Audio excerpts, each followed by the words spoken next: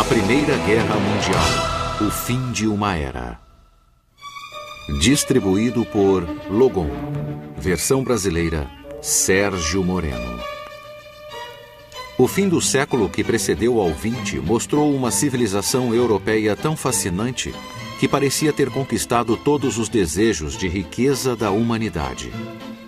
Houve terríveis guerras no século anterior, mas agora a Europa parecia ter encontrado a paz através do equilíbrio diplomático.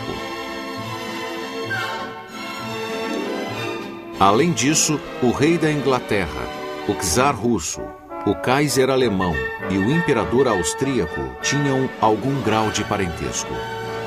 Eram todos parte de uma família.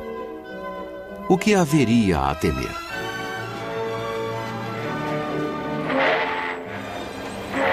Como resultado da era vitoriana, a próspera Inglaterra possuía uma frota de navios mercantes e várias colônias.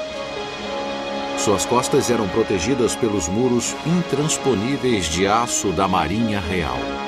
Um quarto do globo pertencia à Inglaterra.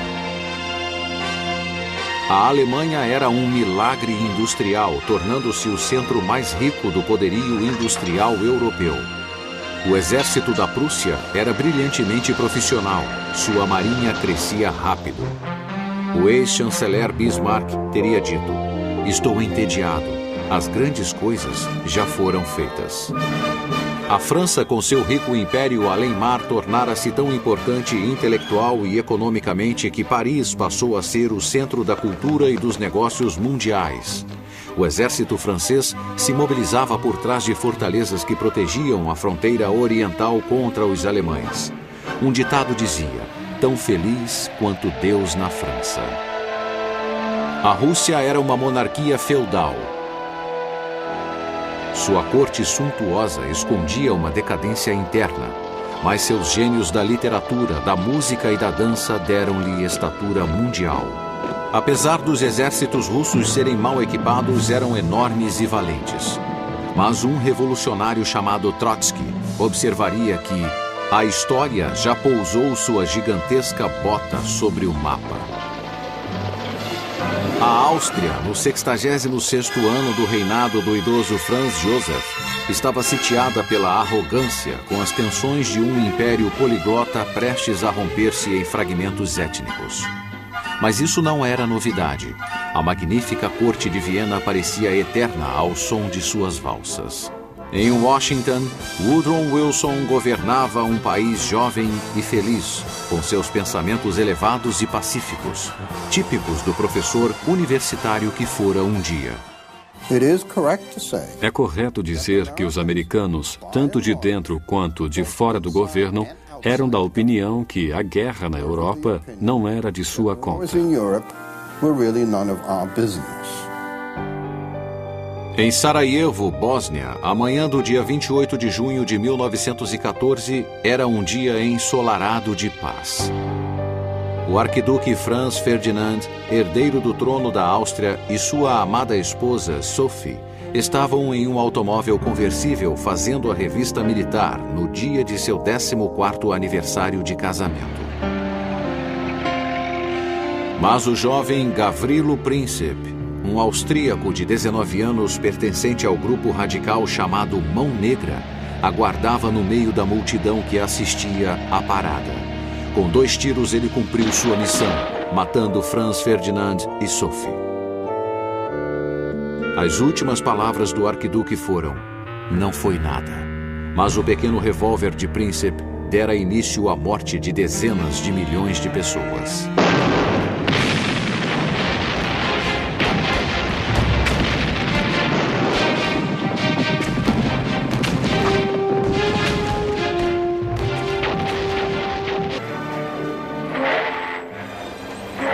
Como resultado da era vitoriana, a próspera Inglaterra possuía uma frota de navios mercantes e várias colônias.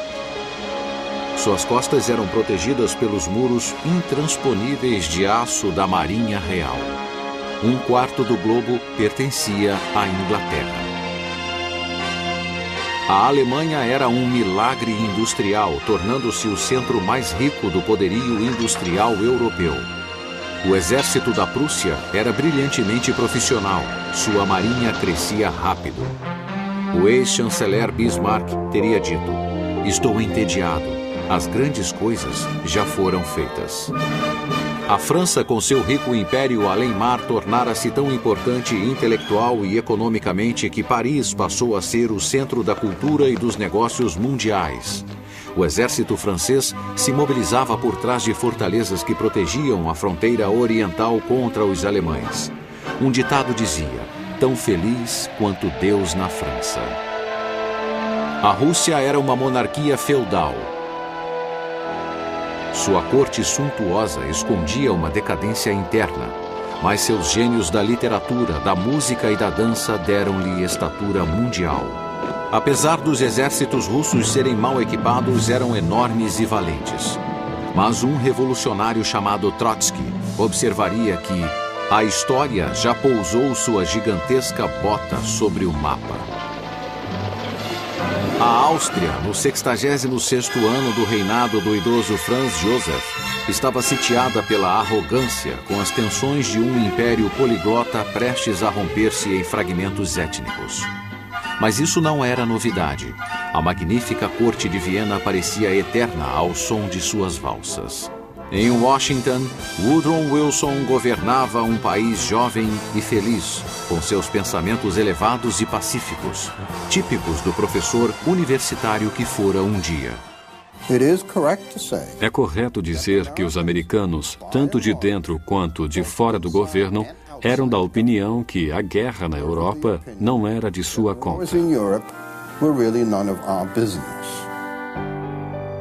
Em Sarajevo, Bósnia, a manhã do dia 28 de junho de 1914 era um dia ensolarado de paz. O arquiduque Franz Ferdinand, herdeiro do trono da Áustria, e sua amada esposa, Sophie, estavam em um automóvel conversível fazendo a revista militar no dia de seu 14º aniversário de casamento. Mas o jovem Gavrilo Princip, um austríaco de 19 anos pertencente ao grupo radical chamado Mão Negra, disponíveis de aço da Marinha Real. Um quarto do globo pertencia à Inglaterra. A Alemanha era um milagre industrial, tornando-se o centro mais rico do poderio industrial europeu. O exército da Prússia era brilhantemente profissional, sua marinha crescia rápido. O ex-chanceler Bismarck teria dito: "Estou entediado, as grandes coisas já foram feitas." A França, com seu rico império além-mar, tornara-se tão importante intelectual e economicamente que Paris passou a ser o centro da cultura e dos negócios mundiais. O exército francês se mobilizava por trás de fortalezas que protegiam a fronteira oriental contra os alemães.